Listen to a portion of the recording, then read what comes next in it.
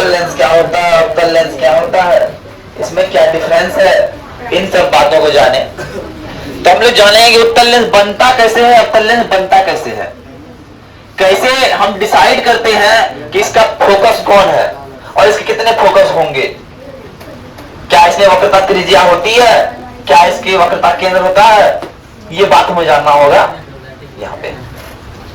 तो पहला बात ध्यान देना है, पहला बात ध्यान क्या देना है, फॉर एग्जाम्पल के लिए मेरे पास एक बहुत बड़ा इस प्रकार का दो पारदर्शक गोला है। अब जब उनको आपस में कंबाइन करके एक कटभाग करते हैं तो वो निकलता है उत्तल लेंस। क्या निकलता है? और उत्तल लेंस है तो ध्यान दीजिएगा, ये दो गोला है तो दो केंद्र होगा। जो याद कीजिए दर्पण में हम लोग वक्रता केंद्र की बात कर रहे थे, यहाँ वक्रता केंद्र ना होके 2f2 हो जाता है और 2f1 हो जाता है। अब भैया पता है कि जब वक्रता त्रिज्या की आधी फोकस होती है तो भैया क्या हो गया, उसका आधा फोकस हो गया, इसलिए f1 इसलिए f2, कोई दिक्कत। और सेम इसे प्रकार करते हैं और इस बीच वाले भाग को फुलफिल करके एक लेंस बनता है जिसका नाम है अवतल। ये है उत्तल, ये है अवतल। अब इसमें भी सेम इसी क्राइटेरिया से हम लोग करते हैं। अब आते हैं प्रतिबिंब बनाना है तो प्रतिबिंब बनेगा कैसे। प्रतिबिंब बनने का कुछ शर्तें होना आवश्यक है। तो पहला शर्त क्या है कि जब हम प्रतिबिंब बनाते हैं दर्पण में तो वहां करते क्या थे, अलग चीज, और यहां जो करेंगे वहां करना क्या है उसको बात देखिए। वस्तु से निकलनी मुख्य अक्ष के समांतर आती प्रकाश की किरण, ये है मुख्य अक्ष, दर्पण में पढ़ चुके हैं। यहां हम लोग दर्पण में जो पढ़े हैं मुख्य अक्ष, और उसके बाद क्या प्रतिबिंब, ये चीज हम पढ़ा नहीं रहे हैं। इसको इस चैप्टर में है लेकिन इसको स्किप कर रहे हैं। क्यों कर रहे हैं कि हम पिछले क्लास में वो चीज पढ़ चुके हैं। तो मुख्य अक्ष के समांतर आती प्रकाश की किरण लेंस के बाद कहां से गुजरी है, फोकस से गुजरती है, बात तो हम बोले हैं। और दूसरा बात, वस्तु से निकली प्रकाश की एक और किरण प्रकाशीय केंद्र से गुजरती है, प्रकाशीय केंद्र ये है, समझ में आया? और इसी के आधार पर हम लोग प्रतिबिंब बनाएंगे कि किसी वस्तु को प्रतिबिंब बनाने के लिए लेंस के कहां रखें, उसका प्रतिबिंब कैसा बनेगा, कौन लेंस में किस जगह रखें, प्रतिबिंब बड़ा बनेगा छोटा बनेगा, उसका डिसीजन कौन करेगा, तो ये रेगुलेशन के तहत करा जाएगा। कोई दिक्कत? तो हम लोग अब आते हैं कि बारी बारी देखते हैं कि लेंस में यहां रखने वस्तु का प्रतिबिंब कहां बनता है, डिफरेंट जगह पर रखेंगे और कहां का प्रतिबिंब बनता है उसको देखेंगे, है ना। ठीक,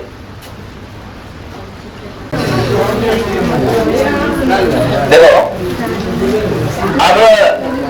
अब तक हम जाने कि प्रतिबिंब बनता कैसे है, तो अब हम जानेंगे कि उत्तल लेंस में बने प्रतिबिंब कब बड़ा बनेगा, कब छोटा बनेगा, कब किस स्थिति में बनेगा, उसके बारे में जानने के लिए हम देख रहे हैं पहले क्या है कि लेंस तथा फोकस के बीच जब वस्तु को रखा जाए तो भैया प्रतिबिंब कैसा बनेगा। तो देखिए ये फोकस था और ये लेंस था, इसके बीच हम वस्तु रखिए AB। जब AB से निकली प्रकाश की किरण लेंस से होते हुए फोकस से गुजरती है और प्रकाशीय केंद्र से गुजरती है तो वो इधर कहीं मिलती नहीं है, ऊपर फैलती चली जाती है, जिंदगी में कभी आपस में मिल नहीं पाएगा। तो हम एक कल्पना करते हैं पीछे ना मिलके आगे तो मिल सकता है, आगे मिल सकता है, और आगे जिस पॉइंट में मिलता है ये पॉइंट यहां है, और जिस पॉइंट पे दो किरण मिल गया उसी पॉइंट पे क्या बनता है, प्रतिबिंब बनता है। क्या बनता है? अब भैया ध्यान दीजिएगा, जब प्रतिबिंब बना तो इसकी तुलना में ये बड़ा है, तो प्रतिबिंब की स्थिति तो सीधा बनेगा, ऐसा है ए ऊपर, जिसका ए ऊपर में है, ऊपर है ना, तो मतलब सीधा प्रतिबिंब भैया, इसमें कोई दिक्कत। दूसरा बात,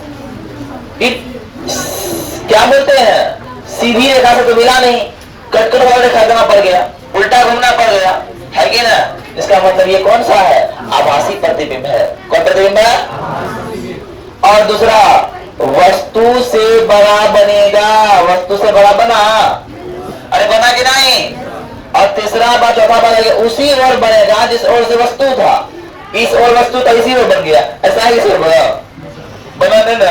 अब आते हैं दूसरा फैक्टर में, जब वस्तु फोकस पर रख दीजिए। यहाँ वस्तु का वस्तु है, फोकस से वस्तु रखा हुआ है, F1 पे रखा हुआ है। तो हम जानते हैं निकली प्रकाश की किरण फोकस से गुजरेगी और कहां से गुजरेगी, और गुजरेगी प्रकाशीय केंद्र से। और जब प्रकाशीय केंद्र से गुजरती है तो ये आपस में कभी नहीं मिलती है, समांतर चली जाती है। और याद कीजिए, दर्पण में जो समांतर चले जाए तो उसका प्रतिबिंब कहां बनता है, हम मानते हैं अनंत पे बनता है। क्या बनता है? जो यहाँ नहीं मिल सकेगा वो कहां मिलेगा?